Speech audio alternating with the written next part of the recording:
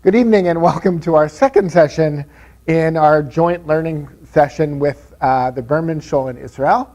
Once again, we have probably not outnumbered their lecture numbers, but we'll get together again on Sunday and have a little discussion across. Since most of my audience has been here before, I'm not going to review a lot of the material on the split between the northern and southern kingdom, but it's interesting to note that Hosheia is a contemporary of Amos, and we'll talk a little bit about his time frame. So he's again talking about primarily focused on the northern kingdom, and in particular focused on the northern kingdom probably sometime shortly before its destruction. The beginning of the book gives us a time frame, although modern scholarship has kind of tried to close his window. For the rabbis, he's quite an important figure. Looking at the opening verse, Devar Hashem Asher Haya El Hosheia bin Be'eri, the word of God as it came to Hosheia, the son of Be'eri, Bimei, and now we have the list of kings, Bimei Uzziah, Yotam, Achaz, Yechizkiah, Malchei Yehuda. So it gives you 4 kings of Judah, Uvimei Yerovam ben Yoash, Melech Yisrael. And during the same period, Yoash was king of the northern kingdom of Israel. And unlike when we studied Amos, where there were a couple hints about Amos and his life and where he's from, there is really almost no biographical information given. As a matter of fact, the Midrash that we'll look at, we won't look at the entire Midrash, but it's unlike Amos, who seems to have been born in Tekoa in the kingdom of Yehuda, and then goes and prophesies north. It seems Hosheia is of the community of the north. The rabbis base it partly on his language, on his references to the northern kingdom, and the way he refers to Jerusalem and Judah. And it's very much a north-focused book. There are a couple references to Yehuda, but not particularly many. And it seems he himself was from the north. If you remember in the book of Amos, there was a critique of Amos as sort of an interloper having come from the south, and they sort of encourage him to go back because they don't like his message. But here, there's none of that reference. So we're going to return to it in a little bit. We had mentioned that he was Ben Be'eri, a name that doesn't appear in its exact form in other places, but in Divrei Yamim, when the discussion of the exile of the northern kingdom occurs, there is among the family of the Reubenites someone by the name of Be'erah, and the rabbis assume those two people are identical. So at the end of our shir, the last section of the book is familiar to us. It comes from the Haftarah for Shabbat Shuvah. And therefore, there's a link, and the rabbis have a midrash about that we're going to discuss at the end, but it becomes critical that he's from the tribe of Reuven. And really, other than the biological, that degree of biography, we get almost nothing else other than his marriage and his 2 children, which is the beginning, except it comes in a very interesting context. So we talked a little bit about, that's our outline for tonight. We'll talk about his prophetic life in context and his personal life as parable. We mentioned briefly his tribal identification as from the tribe of Reuven, then the marriage to Gomer and her occupation in a minute, and his children's names. We're going to look at some of the imagery from the prophecy. It was remarkable. I found the Hebrew to be very complex in the book. Not always that the words are as difficult, although there were a lot of roots and things that don't appear on too regular a basis. The sentences are constructed many times leaving out question words, and it gives you parallels that aren't quite complete. So we'll look at a little of that language and imagery, and then we'll discuss, as we get towards the end of the book, the balance between sort of God almost wanting to not punish them, the people wanting to come back but not being able to come back, and we'll talk about that pattern. We had mentioned briefly, this book has, as Amos did, a number of references to the past, including Yetziat Mitzrayim. In particular, there's a very strong parallel that we read in one of our Haftarot of the image of Jacob going to Aram. Jacob flees, goes to his mother's home in Aram Naharaim, and Aram is going to be the kingdom of that sort of Damascus and northern area of the Fertile Crescent. That's Aram. And as we mentioned earlier, that's really the period right before the destruction of the northern kingdom where Hosheia is prophesying. The rabbis view Hosheia as the greatest of the prophets of his era, and it becomes a little interesting when you put the prophets of his era together, because Amos, whom we looked at, but also Yeshayahu, Isaiah, and we tend to view Isaiah as a greater prophet. So in one sense, we look at it based upon the material that they've left us. That's not necessarily the way the rabbis looked at it. And remember, we're looking at the Trei Asar almost as a whole, but recognize that they've almost always been rabbinically put together as one book. So the length of the prophecies matter. So for the rabbis, Hosheia is a greater prophet than Isaiah, Amos or Micha, who are his contemporaries. The modern scholarship, in spite of the opening, which would give a lifespan of at least 90 years, modern scholarship has tried to sort of condense that window for a little bit, to bring it closer towards the time of the destruction. Not really certain why, but they seem to have said maybe it wasn't the whole span of the time of Uzziahu, and therefore it's significantly shorter. But that's at least some of the modern commentary on it.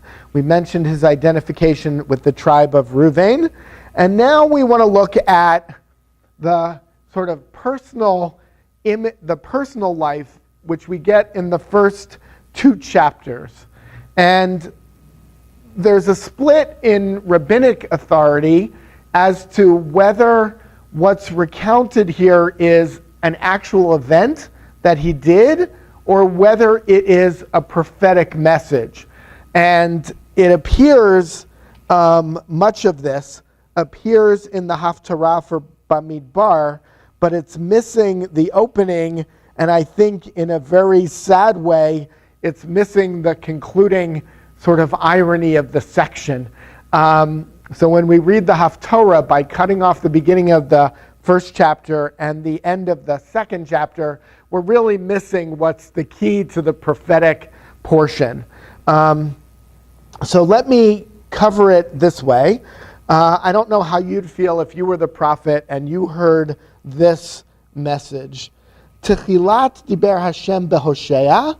The beginning of God's discussion with Hosheia is, Vayomer Hashem el Hosheia, Lech kach lecha eshet zinunim v'yaldei zinunim ki zona tizneh haaretz me'acharei Hashem. So here it is. In the beginning of God speaking with Hosheia, God said to Hosheia, go take yourself a wife of harlotry and children, and produce children of harlotry, because the land has sort of prostituted itself, which is the image. Zona is translated as a prostitute, but also in one sense, it's an indication of a general high level of immorality. Although in the book, unlike Amos, where there's a lot more, I think, specification about what's going on in the land, here the focus is primarily on sort of the harlotry in this sense, There are some specific immoral behaviors, but in general, there's a much greater emphasis on idolatry here than there is in there. But part of it is going to be the balance in terms of idolatry. So sure enough, so according to one set of rabbinic views, it's a prophetic message. He doesn't actually go out and find a prostitute and marry her, and therefore it's all understood prophetically. I'm not certain that that's, and it's certainly not the only rabbinic read on it. There are those rabbis who read it that, in fact, this is what he did, because that's what it says. This is what he did. So he goes off, Vayikach et Gomer bat Divlaim, and he marries Gomer, the daughter of Divlaim, Vatahar vatelu lo bein. She conceives and bears a son. Vayomer Hashem elav, kra shemo Yisrael, and you should call his name Yisrael. Now, we know that as the Jezreel Valley. So there are a couple points to note. And by the way, even prior to these events, it's also known as the Valley of Jezreel. So it predates that in those terms. The rabbis look at two kind of functions for the Valley of Jezreel. And if you break it up, it's Yizra, from the word zera, meaning seed or offspring, and El, God. So in one sense, it's God will make seed, and in the other, it's the historical context for why it's important in this language. So let's take the historical context first. The Valley of Jezreel has an important historical connection to the northern kingdom. Bruce and I have covered it in our Nach Shir. And what happens is, in the book of Kings, when the northern kingdom separates from the southern kingdom after the death of Solomon, the northern kingdom comes under the first kingdom is Jeroboam, the first king. Unlike the southern kingdom, which has a fairly consistent line of David throughout, the northern kingdom basically has someone take over. They act immorally, and basically someone in their, not always family, but their military commanders or whatever, sometimes under the prophetic vision that this is what's supposed to happen, ends up killing the previous king, wiping out his family, and moving on from there. So in the Jezreel Valley, Ahab, the king of the north, whom you meet in the Elijah story at Har Carmel, at Mount Carmel, Eliyahu, right? The Elijah story at Mount Carmel.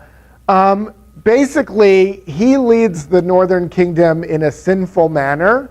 He dies. There's a lot of bloodshed created by his murdering of people in the north and in the Jezreel Valley. But his son flees there after an unsuccessful military campaign, and his generals murder him. And one of the key aspects to that murder is, even though that's what he's commanded to do, the notion is he doesn't do it for a godly purpose. He doesn't do it to requite God for the sinfulness, because he also leads the new king, leads the north in that sinful direction. So in one sense, Yisrael is a reminder of the historic iniquity of the king of the north.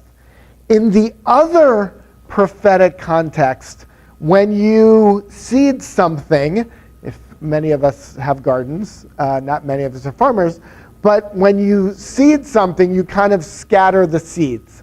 So if you took it in that context, it's God will scatter the seeds, being the Jewish people, and it's a prophecy of exile to Aram. So that's the context of where it comes. However, she bears him a son whose name is Yisrael. as it says, Ki od ma'at ufakadti et demei Yisrael, for in a little bit I will requite the blood of Jezreel al Beit Yehu. Yehu's the one who kills the descendants of Achav. V'hishbati mamlechut Beit Yisrael. And the kingship of the northern kingdom will come to an end. So it's the prophecy of the destruction of the northern kingdom. V'haya bayom hahu v'shavarti et keshet Yisrael be'emek Yisrael. And it will be on that day that I will break the bow of Israel in the valley of Jezreel. And now, Vatahar od vateled bat. So she conceived again and gave birth to a daughter. Vayomer lo. And God said to Hosheia, Kira shema lo ruchama. Call her name, there will be no comfort, or there will be no compassion. Ki lo osif od. For I will not continue arachem et Beit Yisrael, to be merciful on the house of Israel. And obviously the house of Israel is a reference to the northern kingdom, the beginning of that prophetic message of destruction. Ki naso esa lahem. I've had enough. I've forborne my patience up till now, and that's as far as I go. That Beit Yehuda arachem v'hoshati b'Hashem Elokehem. And I will, however, have mercy on the house of Yehuda. The role of the house of Yehuda in the southern kingdom is very minor in the book as a whole, and it wavers of the probably 6 or 7 references, which may seem a lot in a 14-chapter book, but not really, because the contexts are very short. Basically, God says, they're guilty too. Maybe I'll have compassion, maybe I won't. And by the end, maybe I will, maybe I won't. And in the very ultimate end, maybe they'll find a way to work together. V'lo oshem b'keshet u'v'cherem. I will not save them with the bow or the sword of the milchama, b'susim of farashim. V'tigmol et lo ruchama. And as soon as lo ruchama, the daughter is weaned, v'tahar v'teled bain, she gives birth to another son, v'yomer krashmo lo ami, call his name, not my people. Right? So I will have no compassion on them, and they're not my people. Lo ami, ki atem lo ami, because you are not my people. The implication is their behavior, not necessarily God's, but it follows, right?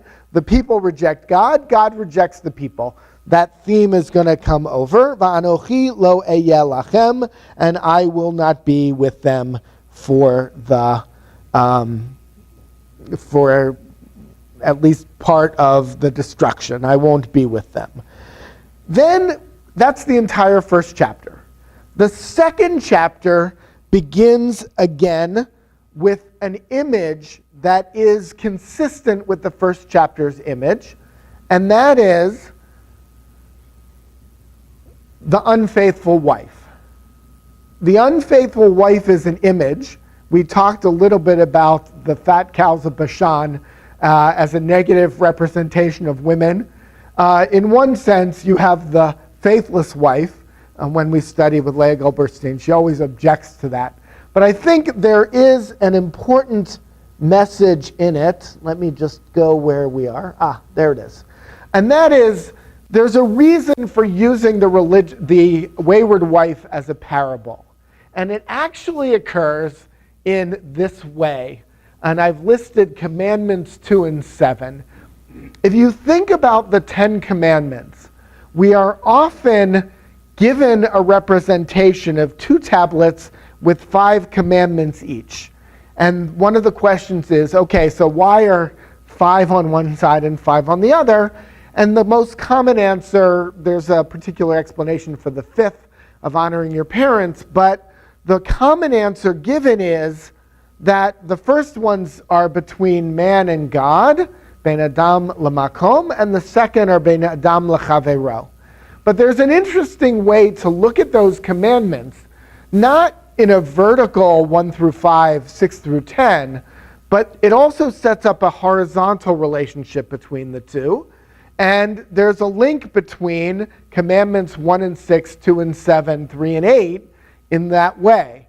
So just to give you part of that, right? 1 and 6 are connected. 1 is, I am the Lord your God. 6 is, thou shalt not murder. Killing a human being, while in and of itself a terrible wrongdoing, isn't the only thing you do when you kill a human being. You also destroy an image of God. So there's a lack of respect for God if you kill an image of God. So too, that system sets up the second tier as well. Do not, you shall have no other gods before me. Do not commit adultery. The same theme of faithlessness is also applicable there. So in that sense, I think that's one of the reasons that the image is chosen. And in fact, we're going to carry that image forward. I'm not going to read, obviously, we don't have time to go through it. There are other images about mothers being nurturing and things like that. But in the second chapter, there is a key phrase that is actually towards the end of the Haftarah in the second chapter. So basically, you have this faithless woman. She goes out, she finds her paramours. She doesn't understand that her husband has been providing all of this for her, right? The Jewish people don't understand that the wealth that they've gained has been what God has given them. And they use it inappropriately, they make idols, etc. That's how they're unfaithful. There's another aspect that we talked about last time when you remember the map and the geopolitical area. The people are unfaithful because they turn to foreign powers rather than trusting in God for that. However, eventually God will take her back. She'll realize that she's done wrong. And it continues. And I'll just look at it in the English. And it shall be on that day, the word of God, that you will call me Ishi, my man, and no longer call me Baali, which in modern Hebrew, Baal sort of gives you the context of husband, but Baal has two other connotations as well. Baal is the chief god among the Canaanites that the people are worshiping. So you're not going to call God Baal. There's that little interesting twist. But Baal also has connotation in two other ways. One is a verb. Boel is to have sexual relations. But it also implies mastery. That there's a notion of Baal being a master. You use it as in a context of Baal Tefillah, right? The person who leads Tefillot is a master of Tefillah. It means it in that sense, but it really, in its original context used here, means like a husband who rules as a lord, not as a partner, right? The people perceive God and God's commandments to be overbearing. Eventually, they'll get it right. It's not a relation of Baal, God ruling over you. It's Ishi, that partnership between Ish and Isha, both of which contain sort of the name of God. So that's the context. What I feel badly about when the Haftorah cuts off is at the end, you miss the irony of the names of the children. When in the end God re-betrothed the Jewish people, you find this.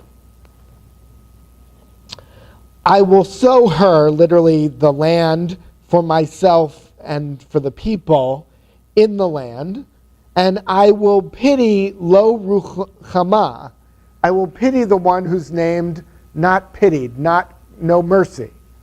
And in the end, I will say to lo ami, I will say to you are not my people, ami, you are my people.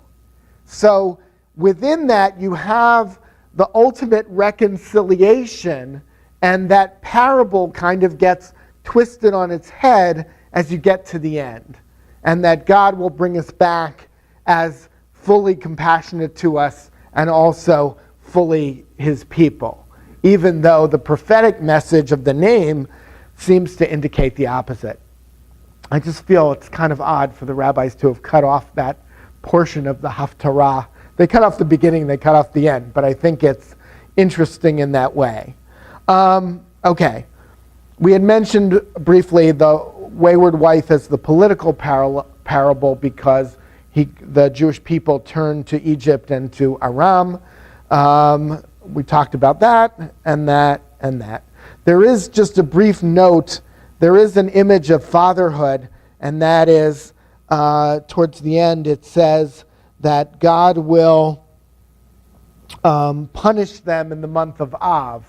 So again, you see, just like Lo Ruchama, Lo Ami, Av, the month of your father, is actually the month where your father treats you the worst, as we know. So that's the morning of Tisha B'Av, and it seems that the northern kingdom is destroyed as well.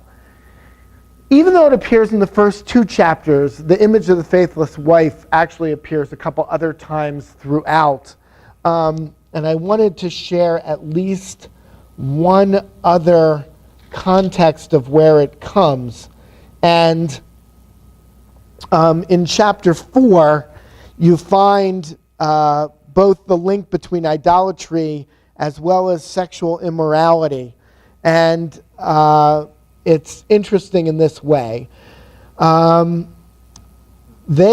The Jewish people slaughter sacrifices upon the mountaintops, and they burn incense upon the hills under oak and poplar and elm, for their shade is good. Therefore, your daughters commit harlotry, and your daughters-in-law commit adultery.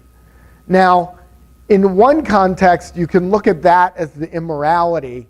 I think the people perceive it as punishment for them. And the question is, why do they do that? Because the men are secluded with prostitutes and sacrifice with prostitutes.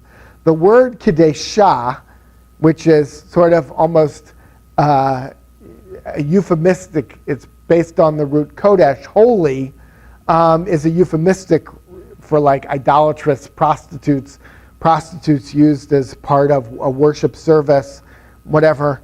But the implication is, without spelling it out, the men are equally immoral. So even though you may look at it as the negative stereotype of women, that the women are promiscuous, they're promiscuous with someone. And in this case, the verse says you're promiscuous with the men as well. So that's sort of the context of that. And in some way, the second chapter, that prophetic vision, ends with a notion of comfort, which kind of sets you up in a way that the book is also going to be arranged. The chapters in the book are going to be a variety of examples of consequences of immorality, but in general, unlike Amos, where there's much more specificity to the type of immorality, it's a very general one in the book of Hosheia. There are allusions to it, there are references, a lot of references to idolatry. That's clear, and uses of material for idolatry. But in general, there aren't the specific notion of rich and poor to the same degree that there are in the book of Amos. There are not specifications in detail about how judges act improperly, how the rich abuse the poor in very specific detail. Those kinds of things, theft, murder, they're alluded to, but in a much, much more general way.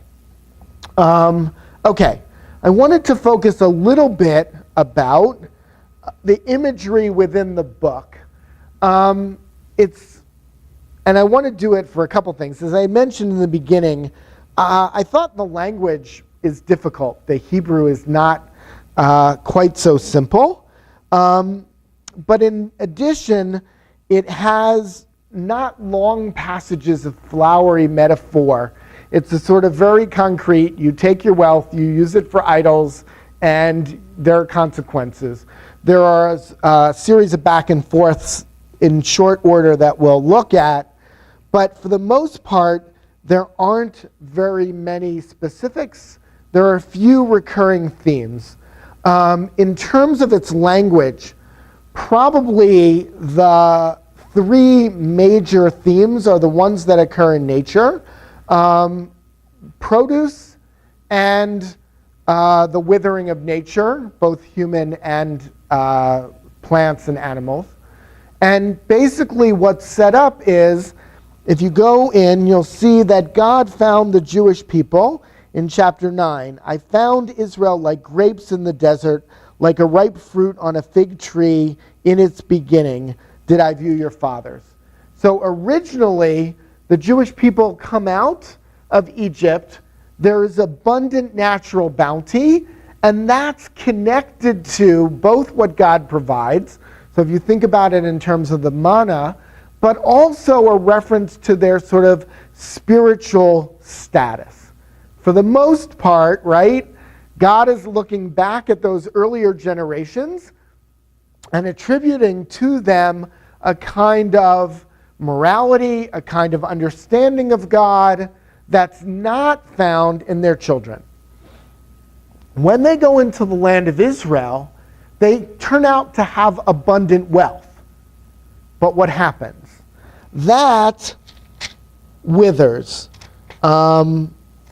Those things that they use are no longer there. So what happens is they become like a tree that has no fruit. They become like a vine or a field that doesn't produce. They become like women who have no breasts to suckle young. That image of when you come out of Egypt, there's both material wealth and spiritual vitality. The people convert that spiritual vitality and material wealth into idolatry, and they lose that wealth. And then they turn around and say, oh, where's God? Right? They don't turn back to their idols, but they become like a vine that has no fruit, and that image is what retains. There's another fascinating image that comes as well, and that is in the beginning of chapter 6, and it happens a couple times throughout the book, which is relatively short. There is almost a pretend dialogue that God gives to Hosheia to repeat. And the dialogue goes, well, things aren't going so well for us, say the Jewish people. Let's go back to God. And after a day or two, forget it. We don't really want it. And God characterizes that sort of fleeting instinct in a natural image as well. And it goes as this way. Again, you'll see here there's a reference to Ephraim and Yehudah, but the bulk of the text just deals with Ephraim. And it says, so they look to go to God. So in verse 3, let us strive to know God. Like the dawn whose emergence is certain, then he will come to us like the rain, like the late rain that satiates the earth. Think back to the second paragraph of the Shema, notion that when you fulfill the commandments, the rain comes down, etc., and when you fail to. And then it continues. God's response? What can I do for you, Ephraim? What can I do for you, Yehudah? When your kindness, your willingness to return to me, is like a morning cloud and like the dew that departs in early morning. Right? Fog burns off quickly, we hope. And the dew, sort of, which you can feel on the wet grass, our Israeli counterparts do not understand. But even in our warm winter, there has been frost on the ground. We look at it as frost. They look at it as dew in the Bible. I don't know. Just wanted to see if anybody out there is paying attention. And so therefore the dew evaporates, and then they go back to their idolatry. They have this sort of fleeting thought of tshuva, and in the end they go back to their idolatry. And it says, because I have made my words clear-cut through the prophets, I have slain the sinners through the utterances of my mouth. Can your judgment be favorable as the light? For I desire kindness, not sacrifice, and knowledge of God more than burnt offerings.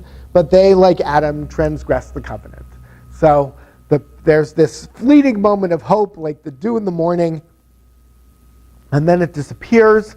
That's the natural sort of progression. So God says, there's a moment of hope, and then it just disappears, and then God says at the end, okay, you've given it a try, it's not very good, I'm going to have to punish you, and that's where the rest of the book tends to go. There is another image that appears quite often, and that is there are some domesticated animals. There's a reference constantly to fatted calves, partly for the idolatrous calf worship in the north, but also for symbols of being given to idolatry. There's an image of plowing that we'll come to at the end of the book that's important for the relationship between God's vision of the Jews and both the northern and southern kingdoms. And there's also a quite common image that runs throughout the book of the wild donkey, not a domesticated one, but a wild one that sort of runs here and there, and in this case runs to Aram and Egypt as its symbolism. Okay. In chapter 7, there is a specific reference, as there are a couple throughout the book, that basically says, because there isn't a lot of detail about the day-to-day other than the idolatrous nature of the people, what happens is that the leadership is consistently rebuked. And in chapter 7, you can find it as one example.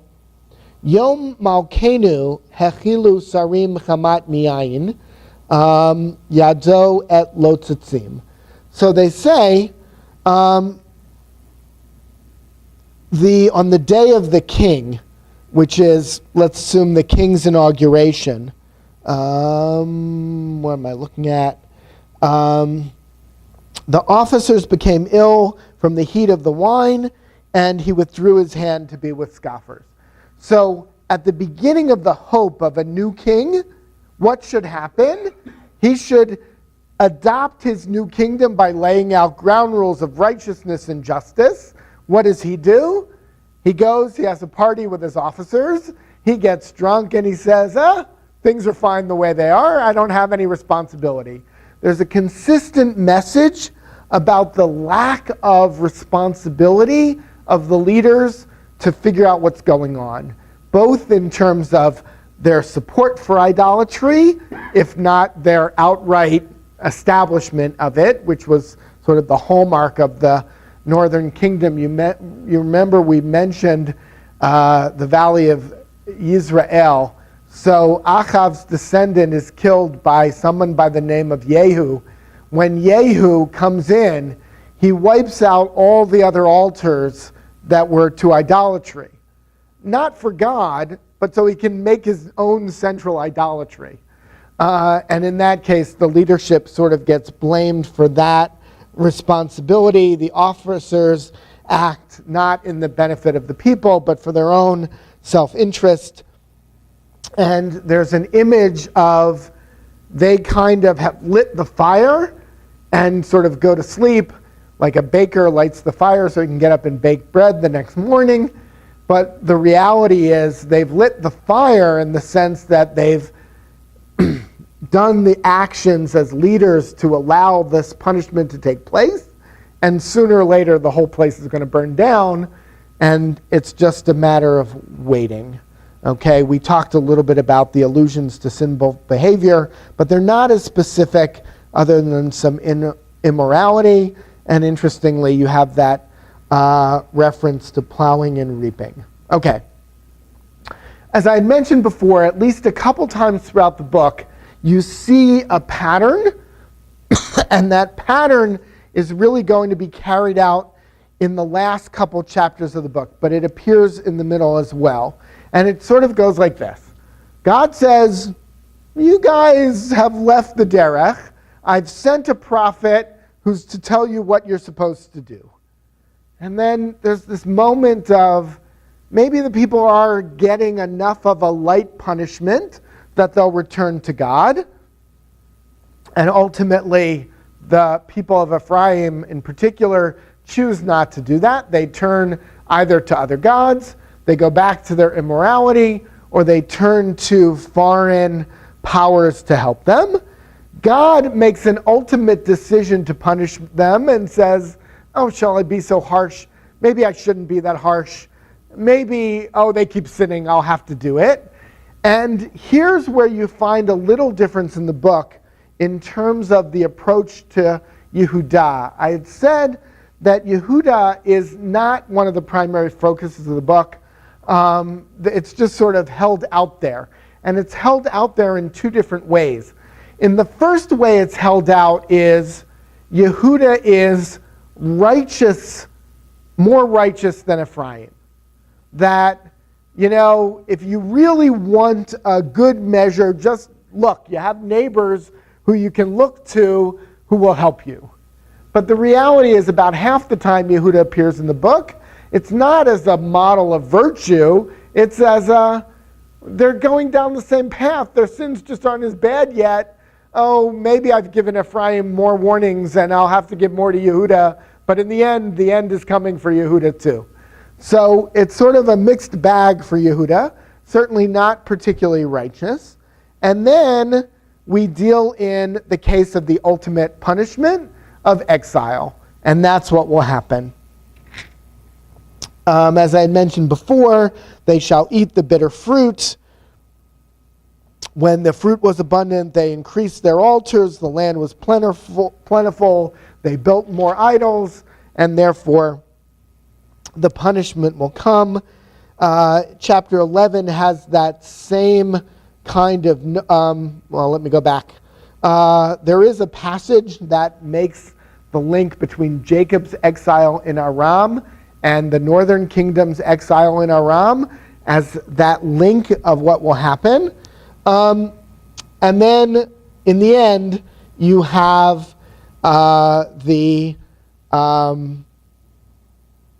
you have a link between the analogy to Ephraim, and the reason I use the terms Ephraim and the northern kingdom similarly. Ephraim becomes the primary tribe of the north. It also sets up the dichotomy between Joseph and Judah that we just read about or will continue to see in Parshat Vayigash. The whole narrative of the Joseph story is also a narrative of the conflict between Joseph and Judah. And that, in part, is replayed throughout the entire biblical narrative of the period of Kings. But here, you get just very much, probably the only great echo of Amos that really comes in its way. When we studied Amos a month ago, I think it was easier to find large, big pronouncements, right? And justice shall flow like a river. You don't really have that to the same degree here. They're much more smaller analogies. However, you find the following. God wanted Ephraim and Judah, who are now going to be represented as two young oxen, to plow. He wanted them to pull in the same direction, plow together.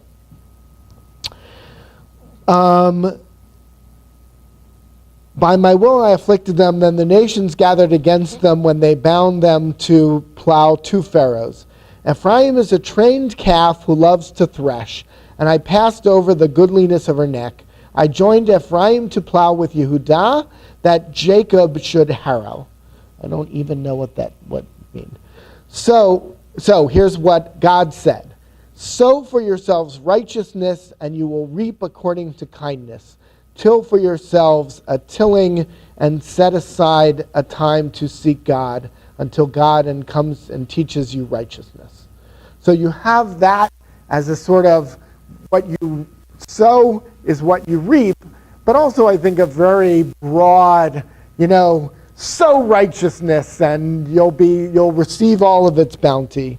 And then it comes and says in the end that the people chose not to do it and they refused to sow righteousness. Instead, they sowed evil and deceit. And Ephraim looks at its own wealth and says, I have become wealthy on my own. And Ephraim has angered God bitterly, and his blood guilt will be spread upon him. Again, you see a very general rather than another. And let me just say it for the verse I was looking for in chapter 12. If Gilead suffers destruction, they were but vanity. In Gilgal they slaughtered oxen. Indeed, their altars are like heaps upon the furrows of the field. So there's the link between sowing idolatry and what you reap. Okay. Let's go back to, and at the end, ultimately there's a promise of return, which we had seen in chapter 2, that there will be compassion, God will have compassion, and you will not call me your master, but your husband, and you'll see that unification.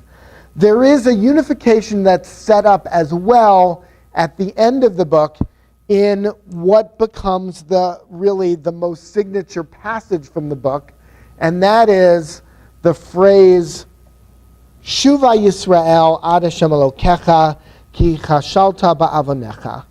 Return, O Israel, to the Lord your God, for you have stumbled in your transgressions. So I want to take it back. In the beginning, we talked about the one sort of, other than the parable or his marriage and children, to the notion that, according to the rabbis, using the term Be'eri, which is the name of his father here, and Be'erah, as it appears in Chronicles, that he is from the tribe of Reuven. And there is a midrash about Shuvah, where God says, from the tribe that began Shuvah, I will send the message of Shuvah. What is the tribe that began Shuvah? So the midrash goes as follows. You know that of the sons of Jacob, excluding for the moment Shimon and Levi and their action, the two who commit transgressions after a fashion and acknowledge it or not, it's not clear. You don't see Reuven acknowledging it. But the one who acknowledges it is Yehudah, right? The story we read 2 weeks ago of Yehudah and Tamar, when Tamar becomes pregnant and she's supposed to be in waiting for Yehudah's third son, Shelah, through a form of levirate marriage. Yehudah gets told that his daughter-in-law has become pregnant, and he says, all right, take her out, let's burn her. And then she sends him a message and says, by the man whose these are, she took from him his signet ring, his staff, whatever, I have become pregnant. So Tamar is not willing to rat him out, but she leaves it in his hands. And at that point, Yehudah says, Tzadka mimeni. She is more righteous than I am. And that becomes sort of a very public confession. And the Midrash says, where did Yehudah learn how to confess? And the answer is from Reuven. If you remember, there's the story of after Rachel dies, Yaakov kind of moves his bed into the tent of Rachel's handmaid and not Leah. Reuven gets upset, and I'm giving you the rabbinic version. Reuven gets upset, and he says, this is ridiculous. This is an insult to my mother. I'm moving his bed over here. And his father criticizes him for that. And according to the Midrash, Reuven had done shuvah for his action. It's alluded to in the text. there's a very interesting notion that the Torah doesn't come with punctuation. For the most part, paragraphs end where we have a sof pasuk, indicating that at least the sentence ends there. There are 2 or 3 places in the Torah where that isn't true, where the rabbis have parsed the sentence in such a way that the middle of the sentence actually occurs in the break, and then the sentence continues after. So in the case of Ruvain, after discussing the moving of the beds, there's a gap in the text, a space, and then the next word is, and the children of Yaakov were, or it might be Israel, were 12. So how do you get from this horrible thing that Ruvain's done to 12 children? And the answer is, he did tshuva according to the Midrash. So there's a key difference between sort of the tshuva of Yehuda and the tshuva of Ruvain. And in one sense, everybody can recognize that what Yehuda, his judgment was clearly wrong. I think it's a little harder with Ruvain. I think in some way, you have a little sympathy for Ruvain, right? His mother is second all the way down at best. And, all right, maybe I can tolerate my father's first love being the love of his life and not my mother. But when she dies, you're going to go to the handmaiden? I get it. Like, both as someone who's named Ruvain and someone who is a Levi. I get it, right? There's a sense of injustice that Ruvain takes into his own hands, and then he has to come to grips with the reality that we often think internally, right? What we've done that ends up being wrong wasn't really wrong. We as human beings can rationalize to a remarkable degree. And at some point, you have to stop and say, okay, I'm rationalizing. I'm not accepting responsibility. And in the end, I think the tshuva of Ruvain is a personal tshuva. It's not caused by everybody in the world looking and knowing you've done something wrong. In some sense, it's hard to acknowledge, but it's easy to see you have to do it. Whereas in the case of Ruvain, where you think you have justification, it's a lot harder to apologize. And we come then to the end of the book, which ends on a note of tshuva, and it does end on a note of sort of the reunification of Ephraim and the coming back of Ephraim and Yehudah. I'll just read it.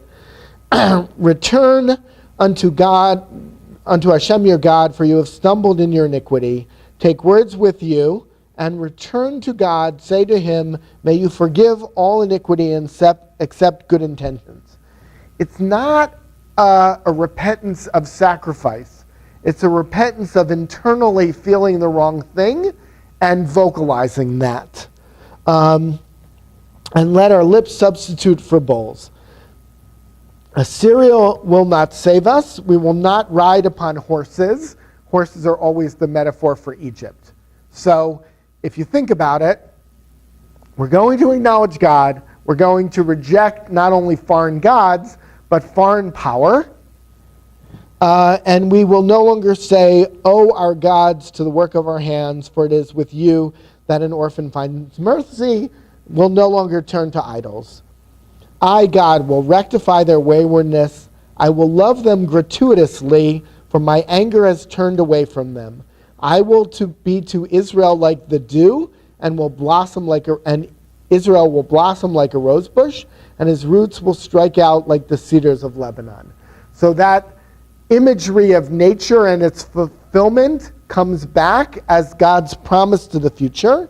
His tender branches will go forth, and his glory will be like that of the olive tree, and his fragrance like that of Lebanon. Those who dwell in his shade will return, the return of the exiles. They will revive like grain and blossom like a vine, natural bounty. Their repute will be like the wine of Lebanon. Ephraim will say, what more need have I of idols? I will respond and I will gaze upon him. I am like an ever-fresh cypress tree. Your fruit will be provided from me. And then the book ends. Who is wise and will understand these things? Who is understanding and will know them? For the ways of God are straight. The righteous walk in them, and sinners will stumble over them. And that is, in the end, the conclusion of Hosheia, with the promise of the people returning, accepting God, no longer relying on foreign powers, whether they be the Soviets or the United States or, I don't know. We'll talk politics maybe a little more on Sunday. Any questions, any thoughts, anything you felt you didn't get that you would have liked to have gotten out of tonight? Okay. Hopefully, who will be here Sunday? Okay, I will be.